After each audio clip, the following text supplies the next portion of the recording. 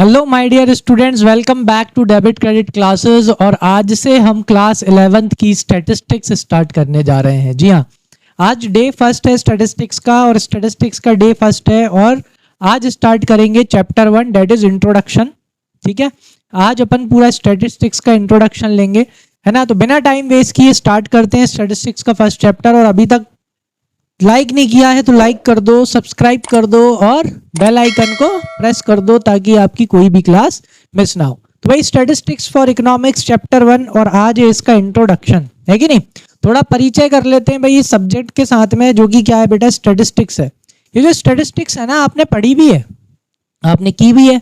याद हो तो 9th या 8th 9th 10th में, नॉट 10th, खास तौर से 8th 9th में आपने हिस्टोग्राम बनाए होंगे, ग्राफ्स बनाए होंगे, है कि नहीं।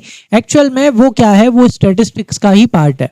हाँ, जो तुम्हारी मार्कशीट आती है ना, मार्कशीट में जो तुम्हारे परसेंटेज होता है, एवरेज, वो भी क्या है, वो भी स्टैटिस्टिक्स ही है कि नहीं।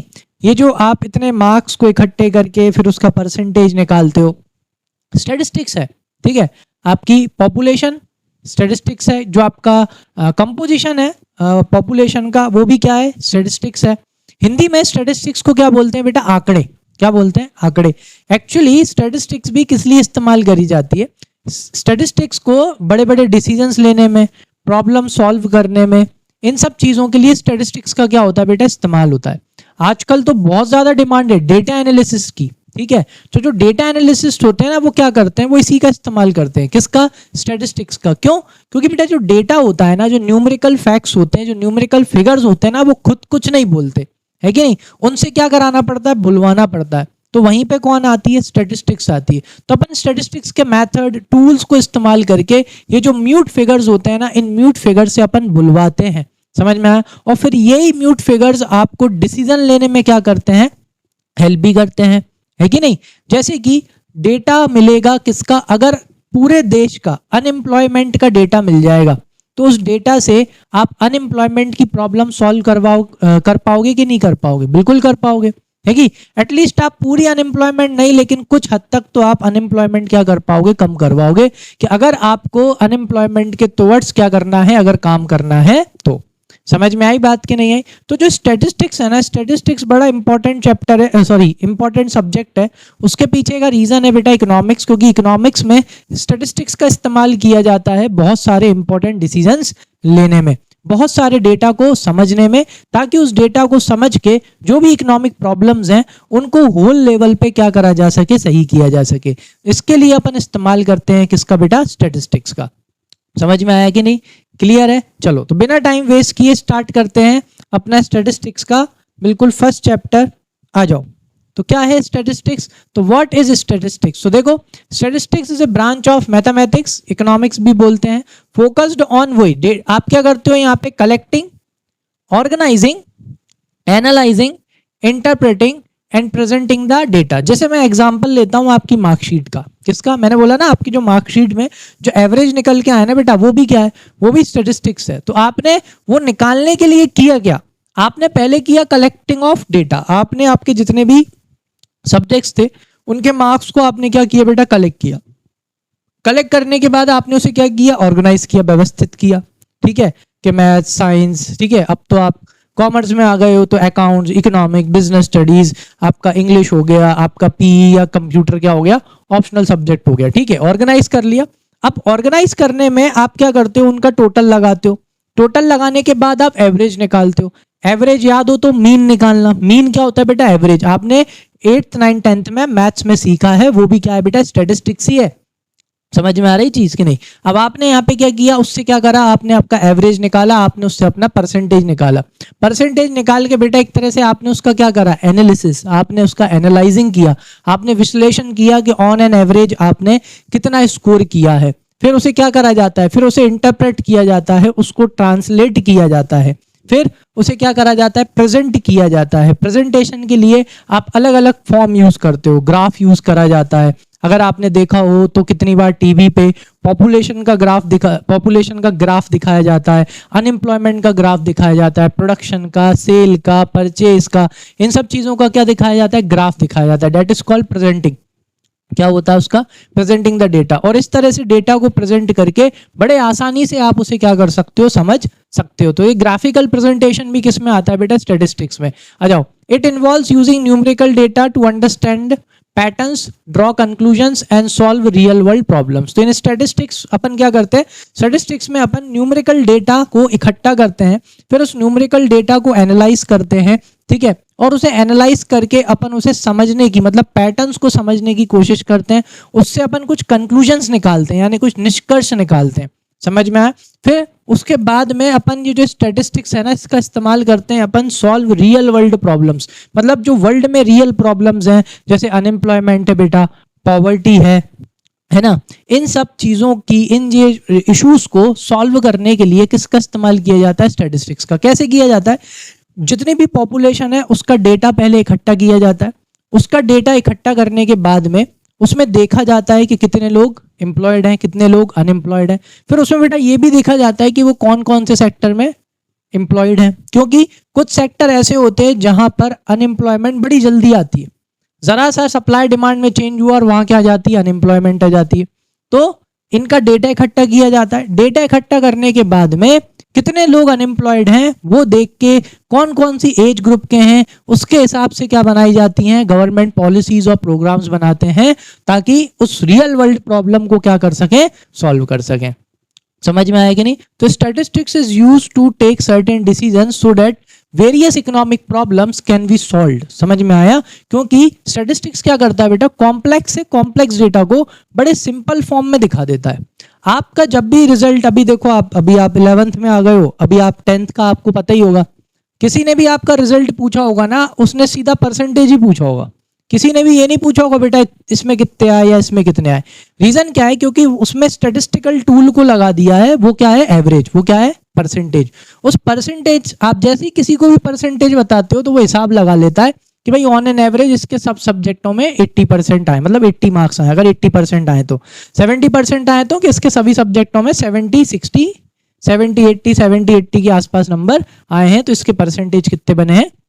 तो एक तरह से 5-6 सब्जेक्टों का जो कॉम्प्लेक्स डेटा है उसको बड़े सिंप्लीफाइड फॉर्म में बता देता है कौन, स्टैटिस्टिक्स। तो ऐसे ही जो बड़े बड़े, मतलब जो रियल वर्ल्ड में बड़ी बड़ी प्रॉब्लम्स हैं, उनके लिए जो डेटा इकट्ठा करा जाता है, उस डेटा को कलेक्ट करने के बाद, ऑर्गेनाइज करने के बाद, उसको एनालाइज करना, इंटरप्रेट करना और उसे प्रेजेंट करना, ये बहुत इजीली करा देता है कौन, स्टैटिस्टिक्स। तो उससे उस प्रॉब्लम को आप अच्छे से समझ पाते हो। जैसे ही आपको प्रॉब्लम अच्छे से समझ में आती है तो आप उस प्रॉब्लम को क्या कर पाते हो बेटा, आराम से सॉल्व कर पाते हो। ठीक है, तो essentially it is the science of learning from data. तो एक तरह से देखा जाए तो स्टैटिस्टिक्स क्या है, स्टैटिस्टिक्स एक साइंस है जिसमें से अपन डेटा में से क्या करते हैं, चीज़ों को लर्न करते हैं और फिर उसके हिसाब से अपन क्या लेते हैं, डिसीजंस लेते हैं। अगर प्रॉब्लम है तो प्रॉब्लम को सॉल्व करने के लिए डिसीजंस लेते हैं। ठीक है, तो जो ये स्टैटिस्टिक्स है ना बेटा, स्टैटिस्टिक्स को डिफाइन किया गया है दो तरीके से।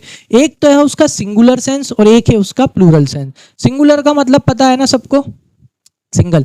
प्लूरल का मतलब क्या होता है बेटा, बहुवचन। क्या होते हैं, बहुवचन। आ जाओ, तो सबसे पहले अपन देखेंगे स्टैटिस्टिक्स कैसे, प्लूरल नाउन में। आ जाओ, तो in its plural sense statistics refers to information in terms of numbers और numerical data such as population statistics, ठीक है, पॉपुलेशन के आंकड़े, employment statistics, statistics concerning public expenditure की पब्लिक एक्सपेंडिचर कितना क्या कर रही है। However any numerical information is not statistics. कोई भी न्यूमेरिकल इंफॉर्मेशन क्या नहीं होती, स्टैटिस्टिक्स नहीं होती। हाँ, अब एग्जांपल से समझाता हूं, देखो कैसे। जैसे फॉर एग्जांपल सिर्फ आपको, आप जो भी हो XYZ है ना, आपको 500 रुपीज क्या मिलता है बेटा, पॉकेट अलाउंस मिलता है। ठीक है, 500 रुपीज, 1000 रुपीज, हमें तो वो भी नहीं मिलता था भाई। चलो मान के चलते हैं कि आपको कितने रुपए पॉकेट अलाउंस मिलता है, आपको 500 रुपीज पॉकेट अलाउंस मिलता है। ये एक एग्जांपल है, ये है तो नंबर्स में, क्या है ये, नंबर्स में है ना बेटा, न्यूमेरिकल, ये रहा है ना, ये है तो numerical information that you get a 500 rupees of what, you get a 500 rupees of pocket allowance, आपको पॉकेट मनी मिलता है। लेकिन क्या ये स्टैटिस्टिक्स है, नहीं है, क्योंकि इस डेटा का कोई यूज ही नहीं है। समझ में आ रहा है बात। लेकिन अगर ऐसा डेटा है कि भाई क्लास 11th के बच्चों का एवरेज निकाला गया उनकी पॉकेट मनी का, और वो पॉकेट मनी का एवरेज कितना निकल के आया बेटा, 500 रुपीज, तो क्या ये सिंगुलर डेटा है, नहीं, ये प्लूरल डेटा है। आपने जितने भी 30, 40, 50 जितने भी बच्चे थे उन सबकी आपने पॉकेट मनी ली, उसका एवरेज निकाला, फिर आप कह रहे हो कि on an average 11th class के बच्चों को 500 या जो भी आपका आंसर आया 600 रुपीज एवरेज क्या दिया जाता है, पॉकेट अलाउंस इनको अपने घर से मिलता है। What is that? That is statistics. समझ में आई बात की नहीं आई? या फॉर एग्जाम्पल एक और चीज बताता हूं, जैसे कि मान के चलो कि आप जब 10th में थे, किस में थे, या आपके स्कूल में 10th क्लास में कितने बच्चे हैं? 10th क्लास में 80 बच्चे हैं, और आपके 11th में कितने बच्चे हैं? 11th में 50 बच्चे हैं। समझ में आई चीज की नहीं आई? तो ये भी क्या है बेटा, एक स्टैटिस्टिक्स डेटा है कि भाई हमारे स्कूल में या इस स्कूल में 10th में 80 बच्चे हैं और इस स्कूल में 11th में कितने बच्चे हैं? 50 बच्चे हैं। समझ में आई बात की नहीं आई? क्लियर हो गया? ठीक है, तो ये भी क्या है बेटा, स्टैटिस्टिकल डेटा है। क्लियर हो गया है ना? तो ये हो गया आपका प्लूरल सेंस। आ जाओ आगे बात करते हैं। डेफिनेशन क्या है बेटा प्लूरल सेंस की? Statistics are numerical statements. Statistics क्या है? न्यूमेरिकल स्टेटमेंट्स हैं। जैसे कि मैंने आपको अभी दिया एक numerical statement that there are how many students in 11th class? 50 students as compare to 80 in 10th class. तो ये क्या है, एक न्यूमेरिकल फैक्ट है। ठीक है ना? तो facts in any department of inquiry placed in relation to each other. तो इन दोनों में क्या है बेटा, रिलेशन है ना, बिकॉज वो दोनों कैसे हैं बेटा, एक ही स्कूल के हैं। समझ में आया? उनमें और भी रिलेशन है ना? इतना ज्यादा अपन डीप में जा नहीं रहे। अगर आपको पता हो तो 10th का बच्चा ही कहाँ जाता है? 11th में जाता है। उससे और भी कंक्लूजन निकाले जा सकते हैं कि अगर इनके 10th में इतने बच्चे हैं तो इस बार इनके जो 11th में है कम बच्चे क्यों हैं, है ना? तो इस तरह से जो डेटा होता है, न्यूमेरिकल फैक्ट्स होता है, उससे बहुत सारे कंक्लूजन निकाले जाते हैं, बहुत सारी चीजें समझ में आती हैं। तो अपन इतना डीप में नहीं जा रहे अभी, है ना? अपन उनको अभी आगे देखेंगे वो सब, है ना? चलो आ जाओ नेक्स्ट क्या देखेंगे अपन, फीचर्स और कैरेक्टरिस्टिक्स ऑफ स्टैटिस्टिक्स। वो भी कौन से सेंस में बेटा? प्लूरल सेंस में। कौन से सेंस में? प्लूरल सेंस में। आ जाओ। तो प्लूरल सेंस में क्या होता है बेटा? Aggregate of facts. एग्रीगेट का मतलब होता है इकट्ठा। यहाँ पे आपने फैक्ट्स को क्या कर दिया बेटा? इकट्ठा कर दिया है। अभी फैक्ट है ना, इंडिया की पॉपुलेशन सबसे ज्यादा हो गई है। फैक्ट है कि नहीं? फैक्ट है भाई, न्यूमेरिकल फैक्ट है कि नहीं? स्टैटिस्टिक्स से। और ये समझ में आया? आ जाओ। A single number does not constitute statistics. एक सिंगल नंबर क्या नहीं होता? स्टैटिस्टिक्स नहीं होती। No conclusion can be drawn from it. लेकिन उससे क्यों? क्योंकि उससे कोई भी कंक्लूजन निकाला नहीं जा सकता। It is only the aggregate number of the fact that is called statistics. जो एग्रीगेट नंबर ऑफ फैक्ट्स होते हैं ना बेटा, वही क्या होती है? वही स्टैटिस्टिक्स होती है। as the same can be compared and conclusion can be drawn from them। क्योंकि उनसे क्या किया जा सकता है? उनको कंपेयर करके उनको कंपेयर करके क्या निकाला जा सकता है? कंक्लूजन निकाला जा सकता है। क्या निकाला जा सकता है? कंक्लूजन। चलो एग्जांपल से बताता हूँ, ज्यादा अच्छे से समझ में आएगा। जैसे कि फॉर एग्जांपल अगर ऐसा बोला जाए कि आपके स्कूल में 1500 स्टूडेंट्स हैं। क्या है? आपके स्कूल में 1500 स्टूडेंट्स हैं। बेटा ये स्टैटिस्टिक्स नहीं है, ये स्टैटिस्टिक्स नहीं है। रीजन क्या है? ये लिखा है ना, no conclusion can be drawn from it. ठीक है, अगर आपके स्कूल में 1500 स्टूडेंट्स हैं भी, तो इससे आप क्या कंक्लूजन निकाल लोगे? कोई कंक्लूजन नहीं निकलेगा सर। हाँ अच्छा चलो, अगर मैं आपसे ये बोलूं कि आपके स्कूल में, ठीक है, अब अपन ये हटा देते हैं यहां से। अब अगर अपन ये बोले कि अच्छा आपके स्कूल में, ठीक है, अपन बात कर रहे हैं 12th क्लास की। कौन सी क्लास की? 12th क्लास की। कि भाई 12th क्लास में कॉमर्स में 100 बच्चे हैं, ठीक है, मैथ्स में 150 बच्चे हैं, ठीक है, फिर उसके बाद में मैथ्स के बाद आपका बायो आता है, बायो में 50 बच्चे हैं। अब आजकल ह्यूमैनिटीज भी आ गया भैया, तो ह्यूमैनिटीज में मान के चलते हैं कि अगेन 50 बच्चे हैं। ये क्या है बेटा? These are aggregates of facts. ये एग्रीगेट्स हैं फैक्ट्स के। इनसे आप क्या निकाल सकते हो? इनसे आप कंक्लूजन निकाल सकते हो। क्या निकाल सकते हो? कंक्लूजन निकाल सकते हो। बहुत सारा कंक्लूजन निकाल सकते हो। देखो कि भाई कि ट्रेंड में अभी कौन से सब्जेक्ट चल रहे हैं? भाई 2 सब्जेक्ट चल रहे हैं, मैथ्स चल रहा है और क्या चल रहा है? कॉमर्स चल रहा है कि नहीं? आप ये भी देख सकते हो कि अरे एक नया सब्जेक्ट इमर्ज होके आ रहा है, ह्यूमैनिटीज। भाई इसको भी बच्चे अब क्या करने लगे हैं? सीबीएसई में ऑप्ट करने लगे। सो इस इंफॉर्मेशन से आप क्या कर सकते हो? इस इंफॉर्मेशन से आप बेटा कंक्लूजन ड्रॉन कर सकते हो। समझ में आया? आपको कुछ चीजें समझ में आएंगी। ये फिगर्स आपको कुछ ना कुछ आपको देंगे। समझ में आ गया? क्लियर हो गई चीज। तो इसलिए कोई अगर सिंगुलर है ना, सिंगुलर कोई नंबर है या वो है, तो वो आपको क्या नहीं देता, वो आपको किसी भी तरह का डिसीजन मेकिंग में हेल्प नहीं करता, उससे आपको कुछ चीज समझ में नहीं आती। इसीलिए कोई भी एक सिंगल जो इसमें बोला था अपन ने देखा था, वो स्टैटिस्टिक्स नहीं होता, बिकॉज प्लूरल सेंस में स्टैटिस्टिक्स क्या होती है बेटा, एग्रीगेट ऑफ फैक्ट। दूसरा क्या होता है बेटा, न्यूमेरिकली एक्सप्रेस्ड। भैया स्टैटिस्टिक्स कैसी एक्सप्रेस्ड होती है, न्यूमेरिकली एक्सप्रेस्ड है तो ही स्टैटिस्टिक्स में आएगा, वो तो ही स्टैटिस्टिक्स है, अदरवाइज वो स्टैटिस्टिक्स नहीं है कि नहीं। जैसे फॉर एग्जांपल अगर अपन, अच्छा पहले पढ़ लेते हैं, statistics are expressed in terms of numbers, ठीक है।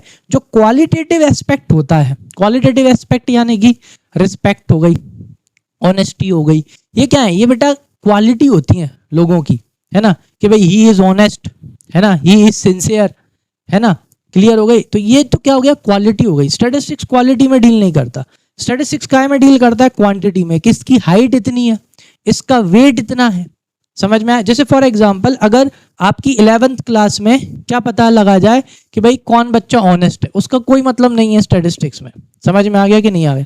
क्योंकि स्टैटिस्टिक्स में मतलब सिर्फ किसका है, स्टैटिस्टिक्स में मतलब है न्यूमेरिकल फैक्ट्स का, कि भाई 11th क्लास में ऑन एन एवरेज बच्चों की हाइट 5 फीट निकल के आई, या 11th क्लास में ऑन एन एवरेज बच्चों का वेट 45 या 50 kg निकल के आया, समझ में आई चीज के नहीं। Which can be expressed in terms of numericals, ये नहीं कि 11th क्लास में बिग हैं स्मॉल हैं, big and small is what, big and small is quality, is that clear.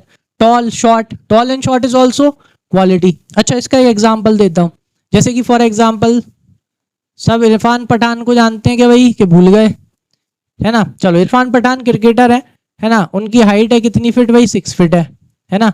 और सचिन तेंदुलकर जी को जानते होंगे सब लोग, उनको कोई नहीं भूल सकता भाई, उनकी हाइट होगी लगभग 5 फीट 4 इंच होगी, ठीक है। अगर मैं ऐसा बोलूँ ना that Irfan Pathan is taller than Sachin sir, ये स्टैटिस्टिक्स नहीं है। क्यों नहीं है सर, अरे नंबर नहीं ना बेटा, क्या नहीं है इसमें, नंबर नहीं है। लेकिन अगर मैं ये बोलूं that Irfan Pathan height is 5 foot and he is taller than Sachin sir because Sachin sir height is 5.4 feet, अब यहाँ पे क्या आ गए, नंबर आ गए, स्टैटिस्टिक्स हो गया। क्लियर, आ गया समझ में। चलो तो आगे चलें। तो statistics are expressed in terms of number, qualitative aspects like small, big, rich, poor etcetera not called statistics. इनको क्या नहीं बोला जाता बेटा, स्टैटिस्टिक्स नहीं बोला जाता। ऐसे बोले ना that Ram is richer than Mohan, statistics नहीं है, क्लियर है। बट ऐसा बोला जाए that Ram's net worth is 100 billion and Mohan's net worth is only 1 billion, तो एक तरह से देखा जाए इनमें अगर कंपैरिजन किया जाएगा then Ram is more richer as compare to the Mohan, समझ में आ गया। चलो आगे चलें, है ना, अच्छे से समझ में आ रहा होगा ना बेटा, समझ में आता है ना, प्लीज कमेंट करके जाया करो, अच्छा लगता है, ठीक है ना। ये कुछ शायद, चलो कोई नहीं, शायद स्पेसिंग की वजह से हो गया होगा। चलो 4th पॉइंट क्या है बेटा, रीजनेबल एक्यूरेसी। हाँ ये शिफ्ट हो गया है थोड़ा सा, है ना, वो कन्वर्ट करते टाइम कभी कभी गड़बड़ हो जाती है। चलो तो जब भी एक और जो कैरेक्टरिस्टिक्स है स्टैटिस्टिक्स का प्लूरल सेंस में, वो स्टैटिस्टिक्स का क्या है बेटा, कि भाई रीजनेबल एक्यूरेसी, यानी कि जो स्टैटिस्टिक्स में मतलब आपको जो भी डेटा आप कलेक्ट करते हो उसे जब आप कलेक्ट करेंगे तो वो कलेक्ट कैसा होगा बेटा, रीजनेबल एक्यूरेसी के साथ में होगा। ये नहीं हो रहा कि 100% एक्यूरेट होगा, ठीक है ना। रीजनेबल एक्यूरेसी मतलब कहते हैं 90, 95%, 98% तक वो डेटा कैसा होता है, सही होता है। तो reasonable degree of accuracy must be kept in view while collecting statistical facts, ठीक है। दिस इज समझ में भी नहीं आ रहा है ना, पर्पस ऑफ, अच्छा हाँ ठीक है। तो क्या लिखा है ये मैं आपको ऐसे ही बता देता हूं कि भाई रीजनेबल एक्यूरेसी होना चाहिए, मतलब जब भी आप स्टैटिस्टिक्स के लिए क्या कलेक्ट कर रहे हो, जब भी आप डेटा कलेक्ट कर रहे हो ना, तो जो डेटा कलेक्शन की एक्यूरेसी होना चाहिए वो कैसी होना चाहिए बेटा, एक्यूरेट होना चाहिए, जितना हो सके रीजनेबल होना चाहिए। और एक्यूरेसी डिपेंड करती है आपकी नेचर ऑफ इन्वेस्टिगेशन के ऊपर, किसके ऊपर, नेचर ऑफ इन्वेस्टिगेशन के ऊपर, कि भाई आप कितनी डेप्थ या आप कितनी सीरियस इन्वेस्टिगेशन कर रहे हो। जितनी ज्यादा सीरियस इन्वेस्टिगेशन होता है उतना ज्यादा जब आप डेटा को कलेक्ट करते हो तो ज्यादा एक्यूरेसी के साथ में आप क्या करते हो, डेटा को कलेक्ट करते हो। समझ में आ गया कि नहीं, क्लियर है। तो investigation, it's nature, size, available resources, ठीक है। So it depends upon the nature of investigation, size and available resources, तो उस हिसाब से आपकी क्या होती है, एक्यूरेसी डिसाइड होती है। 5th क्या है बेटा, म्यूचुअली रिलेटेड एंड कंपेरेबल। जो आपके स्टैटिस्टिकल फैक्ट्स होते हैं वो कैसे होते हैं बेटा, आप न्यूमेरिकली उन्हें आपस में क्या कर सकते हो, कंपेयर कर सकते हो। देखो तो such numericals alone will be called statistics as are mutually related and comparable unless they have the quality of comparison they can not be called statistics.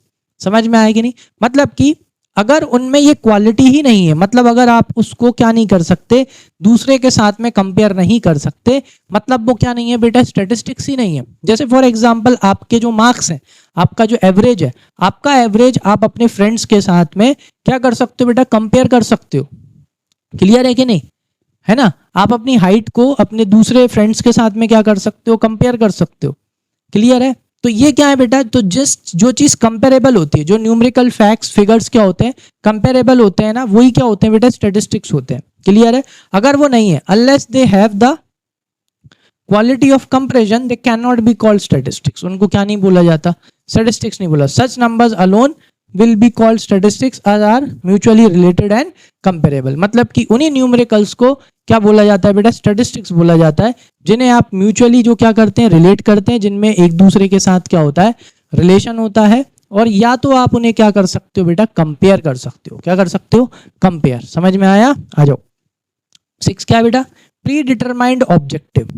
क्या एक और फीचर क्या है, predetermined objective. Statistics are collected with some predetermined objective, मतलब कि जो आप ये डेटा, जो आप ये फैक्ट्स, जो आप ये नंबर्स क्या करते हो, कलेक्ट करते हो ना, इनको कलेक्ट करने के पीछे का क्या होता है, एक पहले से ही आपका कुछ उद्देश्य, आपका कुछ ऑब्जेक्ट क्या होता है, छुपा होता है। जैसे आपके टेस्ट होते हैं ना, जैसे ही आपके टेस्ट होते हैं, आपको टेस्ट नंबर्स बताए जाते हैं, आप फटाफट अपने नंबर्स क्या करते जाते हो, कलेक्ट करते जाते हो। Why you are collecting your numbers, ठीक है, because your main objective is to calculate your percentage, कि भाई आपके कितने परसेंटेज आए। Is that clear. वो बच्चा होते हैं ना, कुछ टेस्टों से मतलब ही नहीं होता, उन्होंने कहा अरे ऐसे ही दिए हमने, तो they will not collect their test numbers, वो अपने टेस्ट नंबर्स देख देख के वो रख देंगे साइड में। Why, because they have no objective, उनका कोई ऑब्जेक्टिव ही नहीं है कि भाई हमें क्या करना है, मार्क्स देख के परसेंटेज निकालना है। बट वो स्टूडियस स्टूडेंट जिन्होंने पढ़ के बढ़िया टेस्ट दिए, तो दे आर क्यूरियस, है ना। अगर तुम हो वो पढ़ने वाले बच्चे, तो तुम जैसे ही टेस्ट दे देते हो, फिर टेस्ट कॉपीज दिखाई जाती है, तो तुम पहले नंबर क्या करते हो, एक एक करके कलेक्ट करते हो, कि अरे अकाउंट्स के दिखा दिए, अब बिजनेस के दिखा दिए, अब इको के दिखा दिए, ऐसे सारे सब्जेक्ट्स के नंबर कलेक्ट कर रहे हो। Why, because you already have a predetermined objective, है ना, and that predetermined objective is to calculate your what, percentage. समझ में आ गया, clear. So statistics are collected with some predetermined objective, इसलिए स्टैटिस्टिक्स में जितना भी न्यूमेरिकल डेटा अपन कलेक्ट करते हैं, उसके पीछे क्या होता है, पहले से ही एक अपना प्री डिटरमाइंड क्या होता है बेटा, ऑब्जेक्टिव होता है। क्लियर, आगे आ जाओ। Any information collected without any definite objective will only be a numerical value and not statistics, है ना। जैसे कुछ बच्चे होते हैं ना, सिर्फ अपने नंबर्स लिख रहे हैं, उन्हें ना एवरेज निकालना, ना परसेंटेज निकालना, उनके लिए वो सिर्फ क्या है बेटा, उनके लिए वो स्टैटिस्टिक्स नहीं है, उनके लिए सिर्फ वो क्या है, एक न्यूमेरिकल वैल्यू है। क्या है, सिर्फ न्यूमेरिकल वैल्यू। यही तो चीज अपन बिजनेस में करते हैं। बिजनेस में अपन क्या करते हैं, जो अपन अकाउंट्स में सीखने वाले हैं, अपन जितने भी आपके ट्रांजेक्शन्स होते हैं, उस डेटा को आप क्या करते हो बेटा, कलेक्ट करते हो, तो वो क्या है, वो स्टैटिस्टिक्स ही है। Why you are collecting all this transactions, सारे ट्रांजेक्शन्स को क्यों कलेक्ट कर रहे हो, रीजन क्या है, क्योंकि तुम्हारा एक पहले से प्री डिटरमाइंड ऑब्जेक्टिव है अकाउंटिंग करने का, क्या, प्रॉफिट और लॉस निकालना, आपके बिजनेस की फाइनेंशियल पोजीशन पता लगाना। समझ में आया, ठीक है, चलो, तो ये चीज भी समझ में आ गई होगी। अब बात करेंगे statistics a singular sense. Singular का मतलब पता है ना, सिंगल, ठीक है, एक।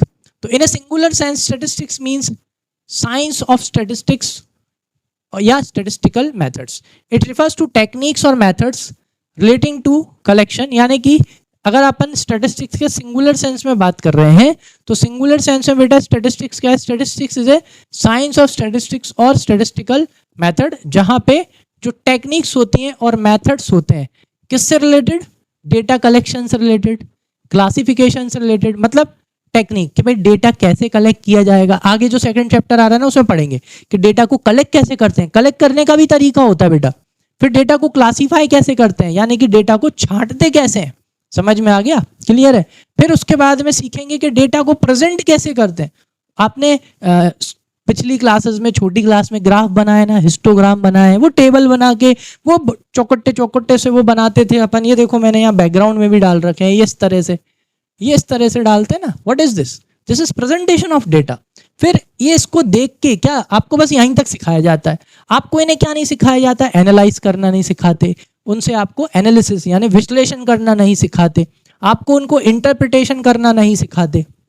मतलब कि उनको देख के आप क्या कर सकते हो, समझ सकते हो। कुछ टीचर सिखाते भी हैं लेकिन वो एज मतलब ये 1-2 साल पहले ऐसा रहता है, अपन इतना ध्यान नहीं देते, है कि नहीं? तो जो आपका स्टैटिस्टिक्स सिंगुलर सेंस में है ना बेटा, तो इट रिफर्स टू टेक्निक्स और methods related to collection of data. इसमें अपन जो टेक्निक होती है डेटा कलेक्शन की वो, क्लासिफिकेशन डेटा को क्लासिफाई करते कैसे करते हैं वो, प्रेजेंटेशन डेटा को प्रेजेंट कैसे करते हैं वो, मेथड्स इसमें सीखते हैं स्टैटिस्टिक्स कौन से, सिंगुलर नाउन में, उसको एनालाइज कैसे किया जाता है, उसको इंटरप्रेट कैसे किया जाता है। क्योंकि क्या होता है ना, बहुत से लोगों को समझ में नहीं आता, तो उसके लिए अपन इस प्रेजेंटेशन को मतलब ग्राफ्स चार्ट्स उसके थ्रू बनाते हैं, फिर उसके बाद उनको इंटरप्रेट करके भी बताते हैं, मतलब आसान भाषा में कन्वर्ट करके उनको समझाना ऑफ क्वांटिटेटिव डेटा, जो भी अपन ने क्वांटिटेटिव डेटा इकट्ठा किया है वो। ठीक, तो इसकी डेफिनेशन क्या है, आ जाओ, कि statistics may be defined as the collection, क्या collection, presentation, analysis and interpretation of the numerical data, है ना, न्यूमेरिकल डेटा। भाई ये जिन्होंने डेफिनेशन दी है उनका क्या लिखा है, नाम लिखा है क्रॉक्सटन एंड काउडन। ठीक है, तो यही चीज अपन अकाउंटिंग में भी करते हैं बेटा, है ना, वो भी स्टैटिस्टिक्स है। और यही चीज अपन कहाँ सीखने वाले हैं, स्टैटिस्टिक्स में सीखने वाले हैं कि क्या कैसे डेटा को कलेक्ट किया जाता है, कलेक्शन ऑफ डेटा। फिर डेटा को क्या किया जाता है बेटा, क्लासीफाई किया जाता है, क्लासीफाई करने के बाद उसको प्रेजेंट किया जाता है। वही अपन चीज किस में करते हैं, अकाउंट्स में भी करते हैं।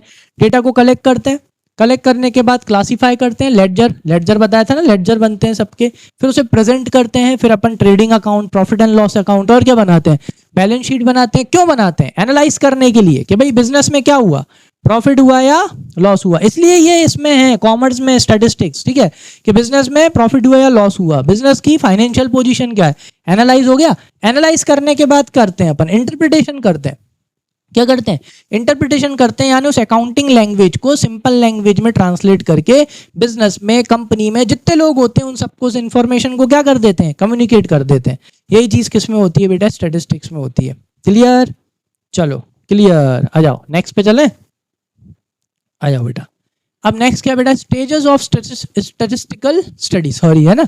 तो पहले क्या करते हैं अपन, कलेक्शन ऑफ डेटा, डेटा को क्या करा जाता है, कलेक्ट किया जाता है। फिर उस डेटा को क्या करा जाता है, ऑर्गेनाइज किया जाता है, व्यवस्थित करा जाता है, जैसे अकाउंट्स में करते हैं। अकाउंट्स में पहले डेटा को कलेक्ट कर लिया, कलेक्ट करने के बाद उस डेटा को ऑर्गेनाइज करा जाता है, जर्नल एंट्रीज की जाती हैं। क्या की जाती हैं, जर्नल एंट्रीज की जाती हैं। जर्नल एंट्रीज करने के बाद उनकी लेडजर पोस्टिंग की जाती है, सबके अलग अलग क्या खोले जाते हैं, अकाउंट खोले जाते हैं। ठीक है, फिर उसके बाद उस डेटा को क्या करा जाता है, प्रेजेंट किया जाता है, प्रेजेंटेशन ऑफ डेटा, है ना। उस डेटा को अच्छे से मतलब पूरे उसमें प्रेजेंट किया जाता है, ट्रेडिंग अकाउंट बनाया जाता है, प्रॉफिट एंड लॉस अकाउंट बनाया जाता है, बैलेंस शीट बनाई जाती है। फिर उसी डेटा को, उसी को जैसे आपने प्रेजेंट किया, प्रेजेंट करने के बाद आप उसका क्या करते हो, एनालिसिस करते हो। प्रॉफिट हुआ तो क्यों हुआ, लॉस हुआ तो क्यों हुआ, बिजनेस की फाइनेंशियल पोजीशन कैसी है, अच्छी है या बुरी है। ठीक है, और इंटरप्रिटेशन ऑफ डेटा, फिर उस डेटा को क्या करा जाता है, इंटरप्रेट किया जाता है। मतलब कि कॉम्प्लेक्स लैंग्वेज को या एक तरह से स्टैटिस्टिकल लैंग्वेज को या अकाउंटिंग लैंग्वेज को सिंपल लैंग्वेज में ट्रांसलेट किया जाता है, ताकि सबको अच्छे से समझ में आए। समझ में आया। और इस प्रेजेंटेशन ऑफ डेटा में भी बेटा स्टैटिस्टिक्स में क्या करा जाता है, टूल्स का यूज करा जाता है, जैसे ग्राफ्स हो गए, उसमें बहुत अलग अलग तरह के ग्राफ्स होते हैं, हिस्टोग्राम हो गया, पाई चार्ट हो गया, टेबुलर फॉर्म हो गया। उसमें डेटा को क्या करा जाता है, प्रेजेंट किया जाता है, ताकि जितना आसानी से उसको प्रेजेंट किया जा सके, ताकि ज्यादा से ज्यादा लोग उसे आसानी से समझ सके। ठीक है, आ जाओ। तो at the first stage we collect the statistical data, पहले अपन डेटा को कलेक्ट करते हैं। सेकंड स्टेज में we organise the data, data को क्या करा जाता है, ऑर्गेनाइज करा जाता है सम सिस्टमैटिक ऑर्डर में। एक सिस्टम से अपन उस डेटा को पूरा ऑर्गेनाइज करते हैं, जैसे कि अकाउंट्स में डेटा कलेक्ट किया, डेटा कलेक्ट करने के बाद उसको जर्नल, जर्नल के बाद लेडजर, लेडजर के बाद ट्रायल बैलेंस, ट्रायल बैलेंस के बाद profit and loss account, trading account, एक सिस्टमैटिक ऑर्डर में अरेंज करते हैं। Third, we present the data in the form of graphs. ये देखो प्रेजेंटेशन स्टैटिस्टिक्स में कैसे प्रेजेंट करते हैं, स्टैटिस्टिक्स में आप क्या बना के प्रेजेंट करते हो बेटा, ग्राफ्स, ग्राफ्स बना लिया आपने, डायग्राम्स बना लिए, ठीक है ना। और अकाउंट्स में अपन क्या बनाते हैं, ये टेबल्स। वही बात हो गई कि नहीं, बस ग्राफ्स डायग्राम्स बांध बनाते हैं, आप बताऊंगा सब। Fourth, we analyse the data in terms of averages और परसेंटेजेस, ठीक है।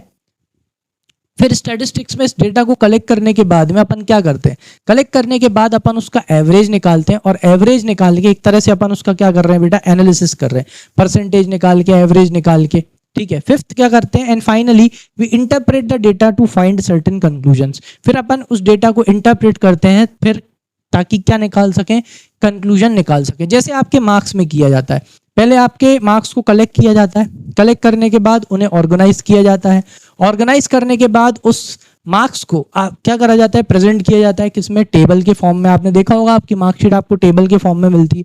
फिर एवरेज निकाला जाता है, क्यों निकाला जाता है, ताकि उससे क्या करा जा सके, एनालिसिस किया जा सके आपकी पढ़ाई का, समझ में आया। और फिर उसे क्या करा जाता है, इंटरप्रिटेशन किया जाता है। ऐसे ही बहुत सारा अलग अलग तरह का डेटा, जैसी आपकी नीड है, जैसी आपकी इन्वेस्टिगेशन है, आप बढ़िया डेटा को कलेक्ट करते हो, उसको ऑर्गेनाइज करते हो, प्रेजेंट करते हो, फिर उसे आप एनालाइज करते हो, जो भी आपकी इन्वेस्टिगेशन है, जो भी आप पता लगाना चाह रहे हो, फिर आप उसे इंटरप्रेट करते हो, ठीक है। आ जाओ आगे बात करते हैं। आगे क्या है बेटा, नेक्स्ट स्टैटिस्टिकल टूल्स। टूल्स का मतलब पता है ना बेटा, टूल्स क्या होते हैं, औजार, है ना। चलो तो अब अपन स्टैटिस्टिकल टूल्स की बात करेंगे कि स्टैटिस्टिक्स में कौन से टूल्स का इस्तेमाल करते हैं। Each stage of statistical study involves the use of certain standard techniques और मेथड्स। सो दीज टेक्निक्स और methods are called statistical tools, ठीक है। तो स्टैटिस्टिक्स में डेटा को एनालाइज करने के लिए अलग अलग तरह के क्या है बेटा, टूल्स हैं। तो अपन उन टूल्स को क्या करते हैं, यूज करते हैं, ठीक है। सो thus there are statistical tools used for collection of data। तो कुछ statistical tools हैं जिनका इस्तेमाल अपन करते हैं डेटा को कलेक्ट करने में, जैसे कि सैंपल है और सेंसस है। अच्छा सैंपल पता है सबको, सैंपल, सैंपल SAMPLE, सैंपल। देखो एक चीज बताता हूँ, जैसे मान के चलो ये पता लगाना है कि आपकी क्लास में 11th क्लास में कितने बच्चे टॉपर हैं, कितने बच्चे एवरेज हैं और कितने बच्चे बिलो एवरेज हैं, ठीक है। तो उसमें दो तरीके हैं पता लगाने के। एक तो क्या है कि जैसे मान के चलो कि आपकी क्लास में 50 स्टूडेंट्स हैं, तो आपने पूरे के पूरे कितने स्टूडेंट्स का डेटा ले लिया, पूरे 50 स्टूडेंट्स का डेटा ले लिया, फिर आपने उसको पूरा प्रेजेंट कर लिया, फिर आपने एवरेज एवरेज लगा लगा के आपने पता कर लिया, ठीक। एक तरीका ये होता है, वो होता है सेंसस, क्योंकि आपने यहाँ पे आपकी 11th क्लास में जितने भी स्टूडेंट्स हैं 1 to 50 सबका डेटा लिया है, ठीक। एक होता है सैंपल। अब आप यहाँ पे क्या करते हो, सैंपल वाले में आप सैंपल ले रहे हो, बस क्या ले रहे हो, सैंपल। अरे जैसे अपन वो होता है ना, अपने टेस्ट कराने जाते हैं तो ब्लड का सैंपल ही लेते हैं ना, पूरा ब्लड निकाल के थोड़ी उसको चेक करते हैं कि भाई कहाँ खराबी है ना। तो वैसे ही यहाँ पे अगर आपको अब एक और टेक्निक, अगर आप डेटा कलेक्शन की यूज करना चाहते हो तो आप क्या यूज कर सकते हो, सैंपल। मतलब 50 स्टूडेंट्स की जगह रैंडमली आप 5 स्टूडेंट्स या रैंडमली 10 स्टूडेंट्स को उठा लेते हैं, उनके डेटा का जो एवरेज होता है वो निकालते हैं और उसके हिसाब पे डिसाइड कर लेते हैं कि कितने बच्चे टॉपर हैं, कितने बच्चे एवरेज हैं, कितने बच्चे बिलो एवरेज है। समझ में आ गया कि नहीं, सैंपल में सैंपल ले लेते हैं। तो array of data and tally bars are the standard techniques used for the organisation of data. Array of data वैसे वो बना लेते हैं, ठीक है।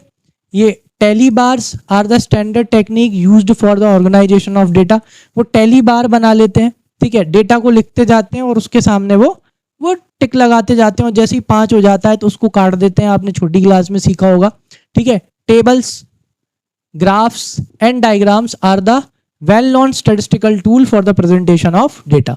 तो जब डेटा को प्रेजेंट करने की बारी आती है तो आपको पता है अपन डेटा को कैसे प्रेजेंट करते हैं बेटा, टेबल्स के थ्रू। फिर उन्हीं टेबल से क्या बना देते हैं, ग्राफ्स बना देते हैं और क्या बना देते हैं, डायग्राम्स बना देते हैं। आपने हिस्टोग्राम बनाया होगा, आपने वो ग्राफ बनाया होगा मैथ्स में, तो एक तरह से आप क्या कर रहे हो, उस डेटा को आप ग्राफ पे क्या कर रहे हो बेटा, प्रेजेंट कर रहे हो। क्लियर है, तो ये वेल नोन टूल्स है। फिर उसके बाद में एनालाइज करने के टूल्स क्या है, एवरेज एंड परसेंटेज। ज्यादातर क्या निकाला जाता है, average and percentage are the commonly used technique for the analysis of data. जब भी डेटा का एनालिसिस करना होता है, उसका विश्लेषण करना होता है, तो आप ज्यादातर क्या निकालते हो, एवरेज निकालते हो। अगर मैं आपसे बोलूं कि अच्छा ठीक है, कि अगर मैं आपसे बोलूं कि आपको एक काम करना है कि ये पता लगाना है कि 11th क्लास के जो बच्चे हैं उनके जो पेरेंट्स हैं उनकी इनकम कितनी है, तो आप क्या करोगे, जितने भी बच्चे हैं सबके पेरेंट्सों की इनकम कलेक्शन ऑफ डेटा कर लिया, जो भी मेथड यूज करना है करो, कलेक्शन कर लिया, कलेक्शन करने के बाद उस डेटा को प्रेजेंट करोगे, फिर उसके बाद उसका क्या निकालोगे, एवरेज। तभी तो पता चलेगा कि on an average 11th class के जो बच्चे हैं उनके पेरेंट्स की ऑन एन एवरेज इनकम कितनी है। तो दे आर मेनली कॉमन जो टेक्निक्स है डेटा को एनालाइज करने की, कैसे निकाले जाता है बेटा, या तो अपन एवरेज निकालते हैं और परसेंटेजेस निकालते हैं, ठीक है। अब interpretation of data is often done in the terms of magnitude of the average. जब भी डेटा को इंटरप्रेट किया जाता है, जब भी उसको स्टैटिस्टिकल डेटा से या न्यूमेरिकल डेटा से सिंपल लैंग्वेज में कन्वर्ट किया जाता है, तो कैसे किया जाता है बेटा, मैग्नीट्यूड ऑफ एवरेज के ऊपर, कि भाई एवरेज कितना बड़ा है या एवरेज कितना छोटा है। भाई अपन ने क्या निकाल लिया, एवरेज इनकम निकाल ली किसकी, पेरेंट्सों की, ठीक है। अब अगर पता हो तो सिटी टू सिटी क्या कर जाता है, डिफर कर जाता है कि नहीं, अपर क्लास, मिडिल क्लास और कौन सा क्लास, लोअर क्लास, ठीक है। 50,000 या उसके आसपास, अगर जैसे छोटी सिटी है 50,000 के आसपास कमा रहे हैं तो मिडिल क्लास फैमिली में आ जाती है। Beyond 1 lakh rupees 2 lakh rupees के आसपास कमा रहे हैं पर मंथ, तो वो क्या हो जाते हैं, वो एक तरह से अपर क्लास में आ जाते हैं, ठीक है। बड़ी सिटियों में तो बेटा वो करोड़ों तक पहुंच जाता है, तो डिफर करता है city to city, upper class, middle class, lower class थोड़ा क्या कर जाता है, डिफर कर जाता है। तो जो आपका मैग्नीट्यूड आया है एवरेज का, एवरेज कितना कम है, मैग्नीट्यूड मतलब कितना ज्यादा है या कितना कम है, समझ में आ गया कि नहीं। जैसे इसका मैं अच्छे से एग्जांपल बताता हूं, जैसे कि 11th क्लास में आते आते ऑन एन एवरेज जो लड़के होते हैं ना, उनकी हाइट हो जाती है लगभग 5 फुट, 5 फुट के आसपास अच्छी हाइट हो जाती है लड़कों की, है ना। लड़कियों की भी ऑन एन एवरेज 4.5-5 फुट के आसपास होती है। कुछ लड़के होते हैं जो 5.5-6 फुट तक चले जाते हैं। कौन सी क्लास में, सिर्फ 11th क्लास में ही उनकी हाइट इतनी हो जाती है। क्लियर है कि नहीं। अब यहाँ पे आप क्या कर रहे हो, अब आप मेजर कर रहे हो कि आपकी क्लास में ऑन एन एवरेज हाइट कितनी है, ठीक है। अब हुआ क्या कि आपके स्कूल में 11th क्लास में, अब वो पता नहीं कैसे ज्यादा बच्चों की हाइट अच्छी है, मतलब आपका एवरेज निकल के आ रहा है 5.5-6 फुट निकल के आ रहा है। सोचो मतलब आपकी, तो इससे क्या समझ में आया कि आपके स्कूल में 11th क्लास में कैसे बच्चे हैं, लंबे बच्चे हैं, taller students as comparison to others. समझ में आया कि नहीं। तो ये कैसे पता चला, टॉलर कैसे, क्योंकि जो एवरेज हाइट है उससे कैसे जा रहे हो, उसका मैग्नीट्यूड कैसा है बेटा, ज्यादा है। 4.5 आना चाहिए, लेकिन आपका कितना आ रहा है, 5.5-6 फुट आ रहा है एवरेज हाइट बच्चों की। तो मैग्नीट्यूड ऑफ एवरेज, एवरेज बड़ा है तो उसके हिसाब से इंटरप्रिटेशन निकल के आता है कि अरे 11th में तो ज्यादा लंबे बच्चे हैं, है ना। परसेंटेज और कोएफिशिएंट ऑफ या कोरिलेशन, है ना बेटा। ये कोएफिशिएंट, कोरिलेशन, रिग्रेशन ये अपन आगे पढ़ेंगे, आगे आएंगे। इसमें से एक चीज बता देता हूं, जैसे कि कोरिलेशन क्या होते हैं ना, कुछ वेरिएबल्स होते हैं जिनमें आपस में क्या होता है, रिलेशन होता है। हाइट और वेट में कोरिलेशन होता है, हाँ, हाइट और वेट में क्या होता है, कोरिलेशन होता है। ऐसा बोला जाता है कि जिनकी हाइट 5.5-6 फुट तक है, उनमें अगर 65-70 किलो वजन है तो ठीक है। समझ में आया। तो देयर आर सम वेरिएबल्स जिनके बीच में क्या होता है बेटा, कोरिलेशन। इनकम और एक्सपेंसेस के बीच में क्या होता है, कोरिलेशन। कोरिलेशन यानी संबंध, आपस में संबंध। जैसे आपका मामा का लड़का, बुआ का लड़का, ऐसे कोरिलेशन होता है कि नहीं होता। वैसे ही कुछ वेरिएबल्स होते हैं, इनकम हो गया, एक्सपेंसेस हो गया, प्रॉफिट हो गया, एक्सपेंसेस हो गया, इनमें क्या होते हैं बेटा, कोरिलेशन होते हैं, ठीक है। तो वो अपन आगे पढ़ेंगे, आपको वो तब चीज अच्छे से समझ में आ जाएगी। आई होप ये समझ में आ गया होगा, नहीं आया तो कमेंट सेक्शन में बता दिया करो, है ना। चलो अब बात करते हैं किसकी, स्कोप ऑफ स्टैटिस्टिक्स की, ठीक है। तो स्टैटिस्टिक्स का स्कोप क्या है, सबसे पहला the study of the scope of statistics includes nature of statistics देखेंगे अपन, सब्जेक्ट मैटर ऑफ स्टैटिस्टिक्स देखेंगे और लिमिटेशन देखेंगे स्टैटिस्टिक्स के। चलो नेचर पे जाओ स्टैटिस्टिक्स के। स्टैटिस्टिक्स दोनों है बेटा, साइंस भी है और क्या है, आर्ट भी है। मैंने आपको अकाउंट से बताया था, कोई भी चीज साइंस क्यों होती है, उसमें कॉज एंड इफेक्ट रिलेशनशिप हो गई, मतलब साइंस हो गई। और आर्ट क्यों है, आर्ट इसलिए है क्योंकि आपने अगर एक बार स्टैटिस्टिक्स सीख लिए, स्टैटिस्टिकल मेथड सीख लिए, तो अब आप उसको कहीं पे भी क्या कर सकते हो बेटा, अप्लाई कर सकते हो। किसको, स्टैटिस्टिक्स को। कोई भी प्रॉब्लम को सॉल्व करना हो, कोई भी इशू का सोल्यूशन निकालना हो, आप बस उससे रिलेवेंट डेटा उठाओगे, उसको कलेक्ट करोगे, उसे प्रेजेंट करोगे, then you will use all the statistical techniques to analyse that data, then you can interpret the data and you after interpreting that data, उस डेटा को इंटरप्रेट करने के बाद आप उस प्रॉब्लम को सॉल्व करने के लिए क्या निकाल लोगे, सॉल्यूशन निकाल लोगे। समझ में आया। चलो अब जरा यहां देख लेते हैं।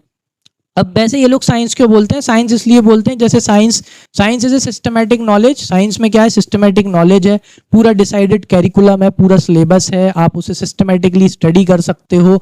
वैसे ही यहाँ पे स्टैटिस्टिक्स को भी आप कैसा है, एक सिस्टमैटिक बॉडी नॉलेज है, उसकी प्रिंसिपल टेक्निक सब अवेलेबल है जिन्हें आप स्टडी कर सकते हो, इसलिए स्टैटिस्टिक्स भी क्या हो गई? साइंस हो गई। आ जाओ, तो statistics is both science as well as art. A science statistics studies numerical data.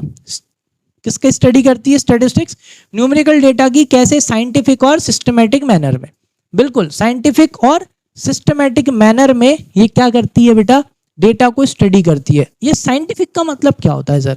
Scientific का मतलब होता है ट्राइड एंड टेस्टेड। ऐसे ही नहीं, जो ही नहीं।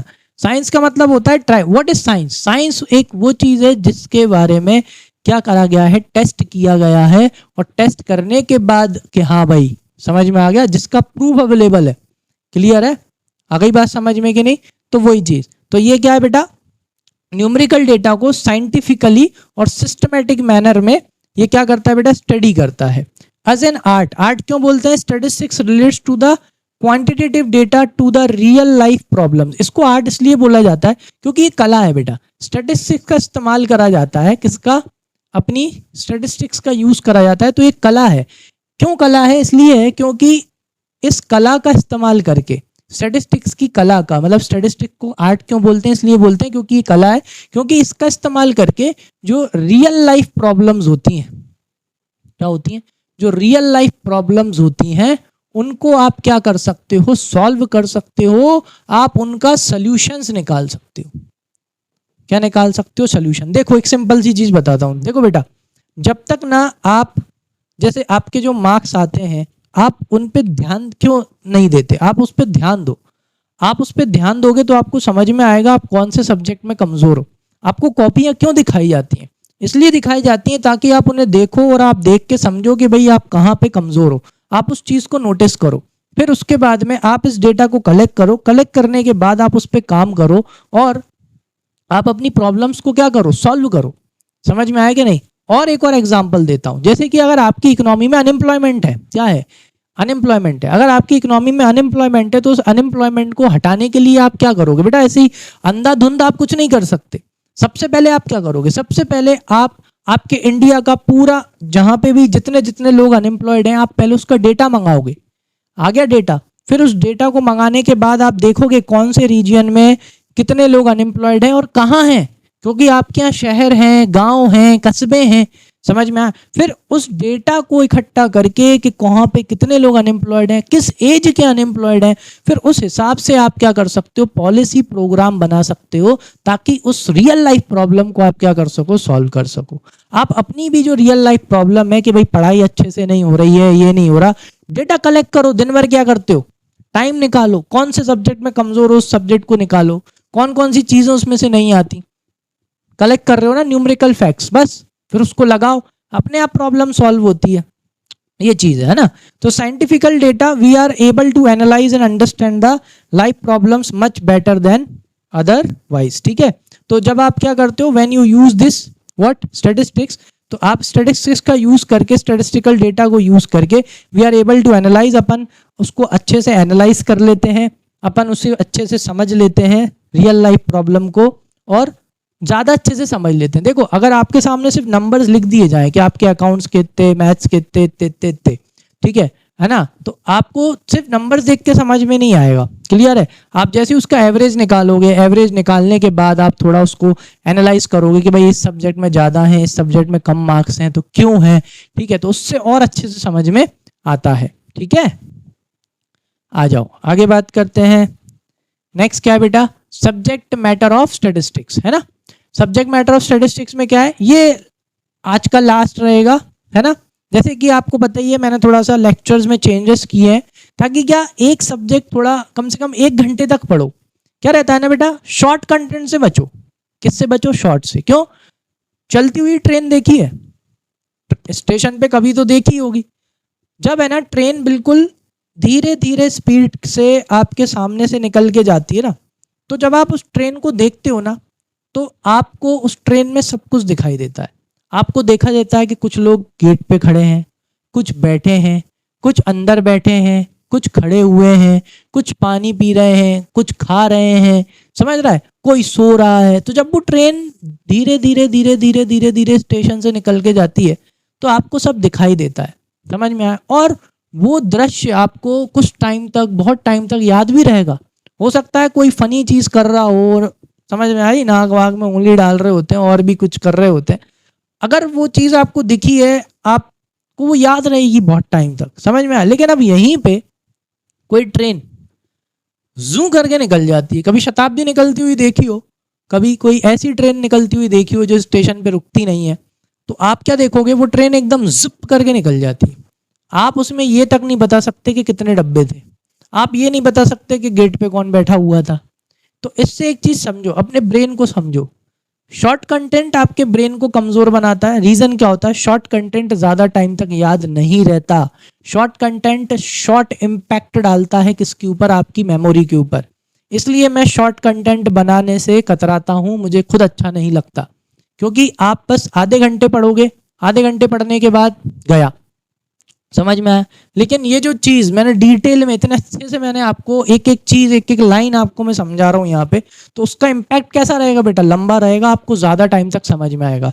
यही अकाउंट्स में करेंगे, 1 घंटे का लेक्चर, 1 घंटे से थोड़ा ज्यादा भी हो जाए तो कोई दिक्कत नहीं है। उससे क्या होता है ना, जितना लंबा कंटेंट देखते हो, जिस चीज के बारे में जितना ज्यादा डिस्कशन करते हो, वो चीज उतने लंबे टाइम तक आपके साथ रहती है, आपको समझ में आती है। समझ में आई बात कि नहीं। जितना शॉर्ट कंटेंट देखोगे उतना कम टाइम के लिए ही याद रहेगा, लंबे टाइम तक बेटा वो याद नहीं रहता। समझ में आया, करके देख लेना। दिन में 10 रील देखते होगे, 20 रील देखते होगे, उसमें से कितनी रीलें याद रह जाती हैं, बहुत ही कम। लेकिन कोई एक बड़ा कंटेंट देखते हो आप, 2 घंटे 3 घंटे की मूवी देखते हो, उस मूवी के आपके कैरेक्टर्स के नाम याद हो जाते हैं, पूरी आपको वो याद हो जाती है, उसकी स्टोरी लाइन याद हो जाती है, डायलॉग्स याद हो जाते हैं। This is the impact of what, long term session. समझ में आया, जो लंबे लंबे जो लेक्चर होते हैं वो ज्यादा अच्छे हैं as comparison to short lectures. समझ में आया। आया, चलो जल्दी इसको खत्म करते हैं। लिमिटेशंस जो रहेंगे ना बेटा, वो अपन नेक्स्ट लेक्चर में कवर करेंगे आई थिंक, क्योंकि 1 आवर का लेक्चर हो चुका है and that is sufficient for you.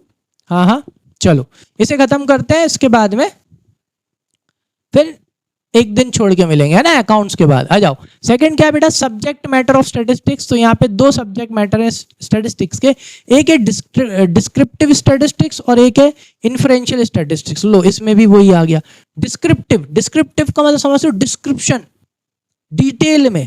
आ जाओ, तो descriptive statistics refers to those methods which are used for the collection, presentation as well as the analysis of the data.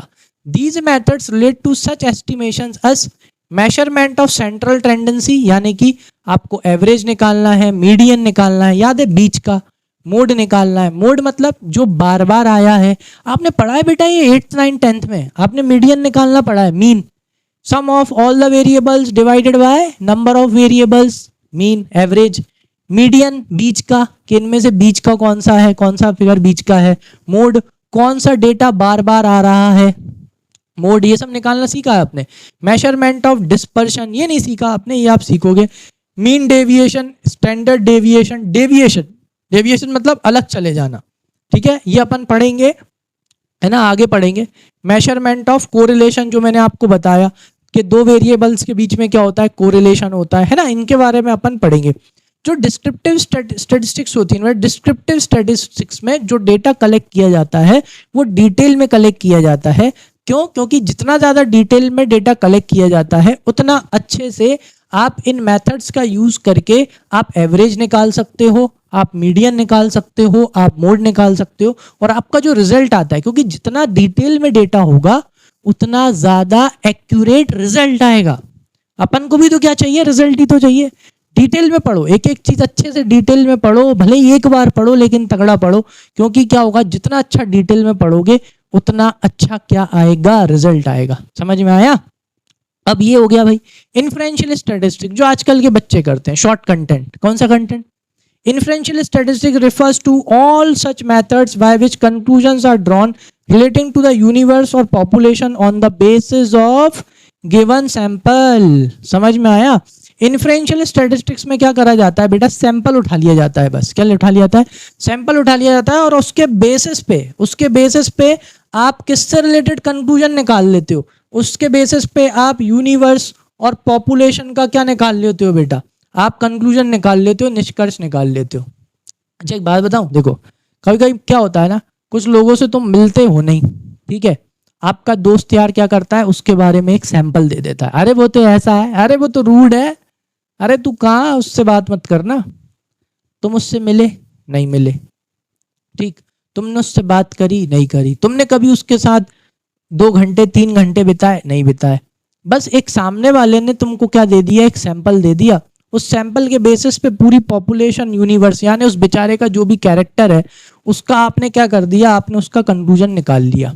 ये होता है बेटा सैंपल से, समझ में आ गया, क्लियर है। लेकिन मैं ये नहीं कह रहा कि सैंपल से हमेशा जो रिजल्ट निकल के आता है वो गलत निकल के आता है, लेकिन जो सैंपल होता है ना, सैंपल कभी भी एक एक्यूरेट रिजल्ट नहीं देता, समझ में आ गया, उसका जो रिजल्ट है वो सही हो भी सकता है और नहीं भी हो सकता, क्लियर है। इसलिए जितना बड़ा सैंपल हो उतना ज्यादा अच्छा है, तो उससे ज्यादा एक्यूरेट क्या निकल के आएगा, रिजल्ट निकल के आएगा। चलो वापस आते हैं, इतना समझ लो इसमें, वापस से इधर आते हैं, इधर आओ। क्या है कि इन्फ्रेंशियल स्टैटिस्टिक्स क्या होती है, inferential statistics refers to all such methods, ये वो सारे मेथड होते हैं by which conclusions are drawn, जिनसे आप क्या निकालते हो, कंक्लूजन निकालते हो, एक निष्कर्ष पे आते हो, डेटा के एक रिजल्ट पे आ जाते हो, कंक्लूजन पे आते हो, are drawn relating to the universe, यानी उस डेटा से रिलेटेड, उस यूनिवर्स से या पॉपुलेशन से रिलेटेड आप एक निष्कर्ष पे आते हो on the basis of A given sample. मतलब कि यहाँ पे आप सबकी स्टडी नहीं कर रहे हो, आपने बस क्या उठा लिया, जैसे अगर आपसे बोल दिया अच्छा चलो तुम्हारी क्लास का पता लगा के बताओ हमको कि भाई ऑन एन एवरेज बच्चे कितने दिन, आपकी क्लास के कितने दिन क्या आते हैं, स्कूल आते हैं 1 महीने में, तुम क्या करोगे, पता है कि नहीं क्या करना है, कुछ नहीं करना, जितने भी बच्चे हैं उन सबकी महीने हो गया, महीना होने के बाद उनकी क्या ले लोगे, number of present, number of present ले लिया, उसको टोटल लगाया और कितने दिन आए बेटा, 30 दिन आए, डिवाइड कर दो कितने से, 30 से डिवाइड कर दोगे, समझ में आ गया। लेकिन तुम इन्फ्रेंशियल स्टैटिस्टिक्स में सभी बच्चों का डेटा नहीं लोगे, उसमें तुम बस क्या ले लोगे, सैंपल, और उस सैंपल के बेसिस पे वो छोड़ो, उस सैंपल के बेसिस पे तुमने रैंडमली रोल नंबर उठाए, उनका डेटा लिया, उनका एवरेज निकाल दिया। अब तुम खुद सोच लो कितना एक्यूरेट हो सकता है, कहीं बाय डिफॉल्ट गलती से उन्हीं बच्चों का निकल लिया सैंपल जो कम आते हैं, तो फिर कम ही आएगा ना पूरी क्लास का, है ना, और बाय डिफॉल्ट कहीं ऐसा हो गया, तो जो इन्फ्रेंशियल स्टैटिस्टिक्स का है ना, थोड़ा सा ऐसे ही रहता है, सैंपल में थोड़ा सा रहता है, सही हो भी सकता है और नहीं भी हो सकता, ठीक है। चलो तो आई थिंक आज के लिए इतना काफ़ी है, अच्छे से समझ में आया होगा, है कि नहीं। अपन जो नेक्स्ट क्लास है उसमें डिस्कस करेंगे क्या भाई, स्टैटिस्टिक्स के लिमिटेशंस अपन डिस्कस करेंगे, कौन सी वाली क्लास में, नेक्स्ट क्लास में, है ना। आज के लिए आई थिंक इतना काफ़ी है, तो जो भी पढ़ा रहा हूँ उसे उस दिन पढ़ो, है कि नहीं, जो अकाउंट्स पढ़ा रहा हूँ उसे उस दिन पढ़ो, उसी दिन याद करो, धीरे धीरे। देखो जो मैं आपको कंटेंट दे रहा हूँ ना, इकट्ठा इसलिए नहीं दे रहा बेटा, उसके पीछे का रीज़न है, आपको स्कूल जाना है, फिर आपको स्कूल से वापस आना है, फिर उसके बाद में आप अगर आप कोचिंग्स नहीं जाते हो तो आपको सेल्फ स्टडी करना है, तो आपको बिजनेस स्टडीज़ पढ़ाया गया है तो आप वो भी पढ़ोगे, अकाउंट्स पढ़ाया गया है तो आपको वो भी पढ़ोगे या होमवर्क करोगे उसका, आपको इकोनॉमिक्स पढ़ाया गया है तो आप वो भी पढ़ोगे और होमवर्क भी करोगे। अगर आप मेरे से पढ़ रहे हो तो मैं आपको रोज़ क्या दे रहा हूँ, अकाउंट्स दे रहा हूँ और इकोनॉमिक्स दे रहा हूँ, तो रोज़ जितना जितना दे रहा हूँ बस उतना उतना पढ़ते जाओ। मैं आपको बता रहा हूँ कि आपके अच्छे मार्क्स आ जाएंगे, बस रोज पढ़ो। कैसे पढ़ो, रोज, ठीक है। चलो तो इसी के साथ आज की क्लास ऑफ करते हैं, है ना, मिलते हैं नेक्स्ट पार्ट में। कुछ समझ में आया हो, अच्छे से समझ में आया हो तो लाइक कर दो, सब्सक्राइब कर दो और बेल आइकन को प्रेस कर दो ताकि एक भी क्लास मिस ना हो, ठीक है। मिलते हैं नेक्स्ट पार्ट में, थैंक यू।